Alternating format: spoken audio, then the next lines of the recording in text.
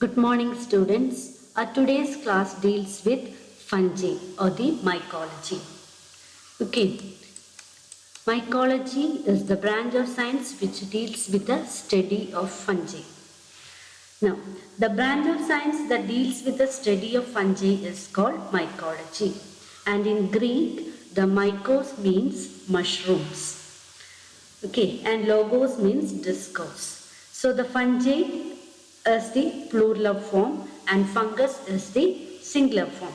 And this includes all those organisms whose form is a thallus. And what is meant by thallus? That is, the body is not differentiated into true root, stem and leaves.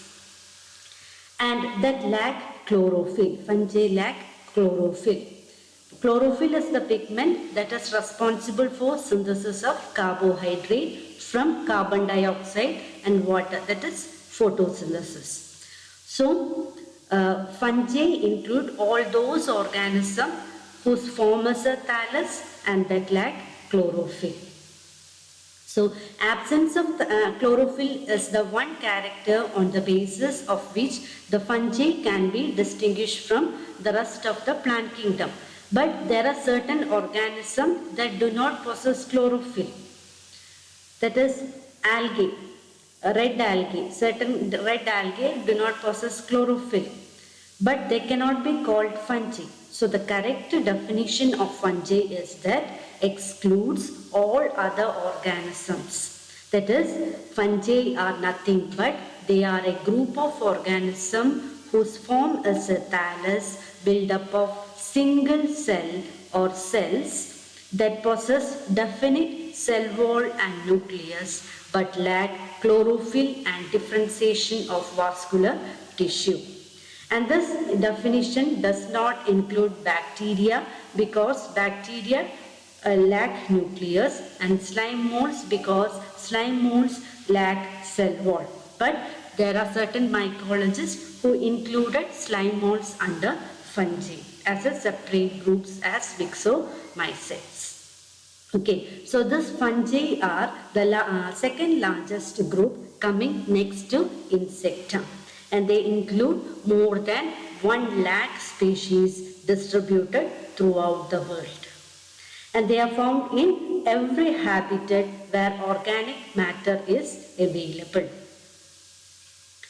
Okay, and there are certain characters, that is, fungi are eukaryotic protists, but they differ from bacteria and other prokaryotes in the following manner. How the cell wall is containing chitin, and this chitin provides rigidity and support. Then, besides chitin, mannan and other polysaccharides are also present.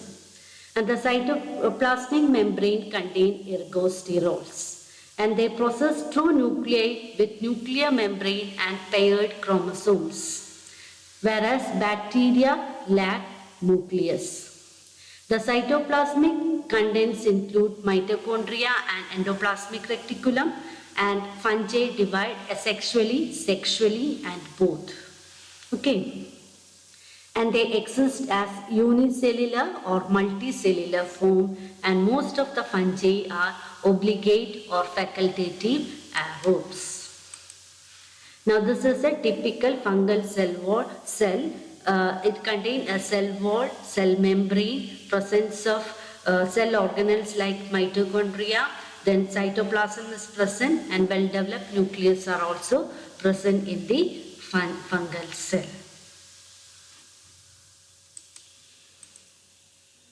Now, how they differ from bacteria? The cell wall of fungi contain chitin, not peptidoglycan like that of bacteria. And these fungi are resistant to antibiotics as penicillin. Now, chitin is actually a polysaccharide which is composed of long chain of acetoglucosamine. Also, the fungal cell wall contain other polysaccharide like beta-glucan, which is the site of action of some antifungal drugs. So from this cell wall content, various antifungal drugs have been isolated. And the cell membrane of the fungi also consists of ergosterol, whereas cholesterol is present in the bacterial cell wall. Then ergosterol is actually the site of action of antifungal drugs. Okay, so various groups like azole group, amphotericin B groups are present in this ergosterol, which is present in the cell membrane of fungi, whereas it is completely absent in case of bacteria. Now, as I had already mentioned, they exist in unicellular or multicellular form. Now, fungi exist in unicellular form, collectively known as yeast. Okay, they exist in budding form. They are known as the yeast. Besides this, whenever we talk about fungi, certain terms like hyphae and mycelium are often come across us. Hyphae is nothing but it is the elongation of apical cell that produces a tubular thread-like structure. So, always the cells of fungus produce a tubular thread-like structure at the apical cell, and that structure is collectively known as hyphae. Mycelium, and this hyphae may be septate or non-septate. Okay, that is a septa or a cross wall will be formed dividing a cell into two. Otherwise, a single it exists in the unicellular form, and then it is known as the non-septate or aseptate. Aseptate. Then mycelium. Mycelium is the tangled mass of hyphae, and fungi producing mycelium are called molds or filamentous fungi. So in singular form they exist as a thread-like structure called hyphae, and when it exists in the mass form they are collectively known as the mycelium. So mycelium. Mycelium may be a mass of branched intertwined hyphae. Okay, and this mycelium are of two types, vegetative mycelium and aerial mycelium. Vegetative mycelium is nothing but they are the hyphae that penetrate the supporting medium and absorb nutrients. It is for vegetative growth. That is, for vegetative growth they require nutrients and a supporting medium. And the hyphae which penetrate the supporting medium and absorb nutrients are called vegetative mycelium. Aerial mycelium. Aerial mycelium are the hyphae which project above the surface of medium and bear the reproductive structure called conidia. So aerial mycelium are the mycelium that are capable of producing reproductive structure. So in this structure here, this is the surface of the medium, and this is the vegetative mycelium. Vegetative mycelium, it is for supporting the medium and absorption of the nutrients, whereas aerial mycelium grow above the surface of the medium and they produce the reproductive structure called the conidia. So this portion is the aerial mycelium, and the beneath portion is this portion is the vegetative mycelium. Now different types of hyphae are produced, that is fabric calendars, that is they are the folded one. Nodular organs. Nodular organs means nodules will be produced. Racquet hyphae. Hyphae, that is racquet hyphae means the bulging will be produced. And spiral hyphae, they are spirally coiled. So different types of hyphae includes fabric calendars, nodular organs, racquet hyphae and spiral hyphae. Okay, so this is about a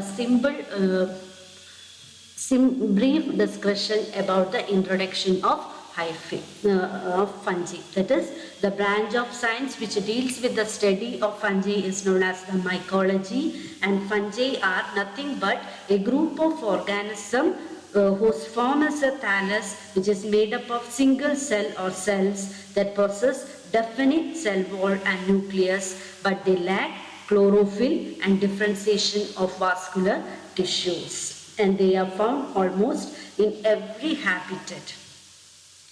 And thread-like structure formed by the apical cell is known as the hyphae, and mass of hyphae result in the formation of mycelium. And mycelium are of two types, that is vegetative mycelium and aerial mycelium.